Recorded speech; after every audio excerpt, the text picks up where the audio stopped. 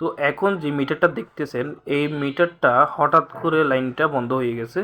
তো হঠাৎ করে লাইনটা আমি দিয়ে দেখি যে এটার আউটপুট বন্ধ, মানে অর্থাৎ এটার থেকে মিটারটা বন্ধ, কিন্তু টাকা চেক করার পর দেখেছি অনেক টাকা আছে, 438 টাকা আছে।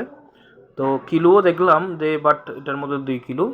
তো এটার সমস্যাটা হয়েছে এবং ওপেন তারপর পিরিচ তো একসাথে দেওয়ার কারণে ওভারলোড হয়ে বন্ধ হয়ে গেছে। তো এটা কীভাবে ঠিক করলাম, তো এটা আমি অনেকক্ষণ অফিসের সাথে কথা বলে জানতে পেরেছি যে এটার মধ্যে আবার রিচার্জ করতে হবে। তো অলরেডি আমার মিটারে 438 টাকা আছে, এরপরও আমি 500 টাকা রিচার্জ করি। তো 500 টাকা রিচার্জ করার পর আমার মিটারটা পুনরায় আবার আগের মতো ঠিক হয়। তো যাদের এই সমস্যা হয় তারা অবশ্যই দেখবেন, মিটার কোম্পানিটা দেখবেন, এরকম সমস্যা হলে আবার রিচার্জ করে আপনারা পুনরায় ঠিক করতে পারেন যদি ওভারলোড হয়। তো এই ভিডিওটা আজকের পর্যন্ত এতটুকু। সবাই ভালো থাকবেন। আসসালামু আলাইকুম।